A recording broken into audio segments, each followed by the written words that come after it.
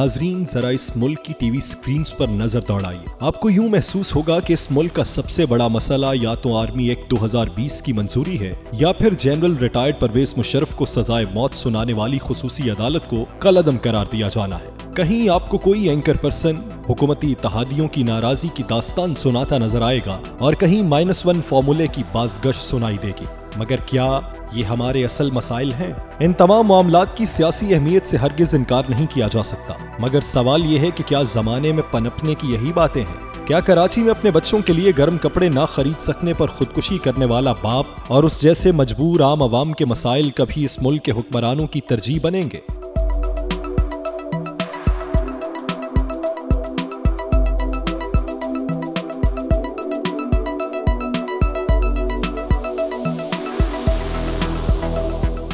आज जब अवाम की हालत जार देखकर हर साहिबे दिल खून के आंसू रो रहा है, मालूम नहीं कि साहिबाने इक्तदार के दिलों का क्या हाल है या मुल्क कौम की हालत पर वो कितने बेकरार हैं। नहीं मालूम कि ये लोग क्यों कर अवाम की खिदमत और फलाह बहबूद का सबक भूल जाते हैं।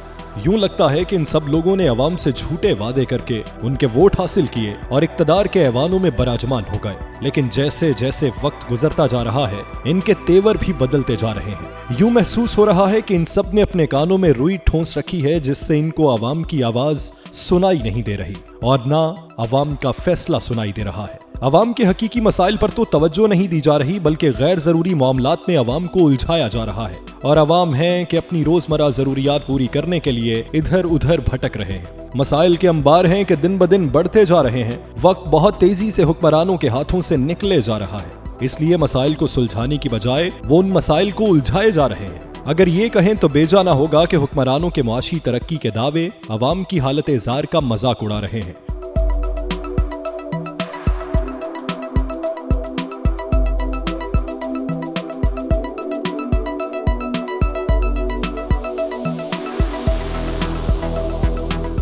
मुल्क के दानिश्वर, कालम निगार, नाकदीन, इलेक्ट्रॉनिक, प्रिंट और सोशल मीडिया चीख चीख कर हुक्मरानों को झंझोड़ रहे हैं कि खुदारा अवाम की हालत जार देखो, उनके मसाइल हल करो, अवाम खुशहाल होंगे तो मुल्क खुशहाल होगा। लेकिन दूसरी जानिब ना सिर्फ सर्द मोहरी का मुजाहिरा किया जा रहा है, बल्कि सुकून सिर्फ कब्र में मिलेगा जैसे बयानात देखकर जख्मों पर नमक पाशी भी की जा रही है। महंगाई, गुर्बत और बेरोजगारी ने अवाम की कमर तोड़ रखी है, लेकिन फिर भी इन बेरहम लोगों को अवाम की हालत जार पर रहम नहीं आ रहा। इनकी नालायकी की वजह से मुल्क की मईशत जमी बोस हो रही है, अवाम को कर्जों तले दबाया जा रहा है, तजारती तबका बेजार है, पैदावार नहीं रही, कारखाने बंद हैं, गैर मुल्की सरमायाकार सरमायाकारी से कतरा रहे हैं, यहाँ तक कि हमारे मुल्की सरमायादार भी अपना सरमाया निकाल कर बैरून मुल्क मुंतकिल कर रहे हैं। यही वजह है गुर्बत, महंगाई और बेरोजगारी की। सिर्फ यही नहीं बल्कि जराइम की वारदातों में भी इजाफा हो रहा है। काश मसनद इक्तदार पर बैठे ये लोग इक्तदार की गुलाम गर्दिशों में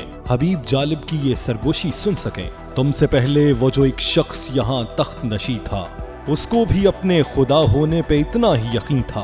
अब वो फिरते हैं जमाने में लिए तन्हा दिल को, एक जमाने में मिजाज उनका सरे अर्श बरी था।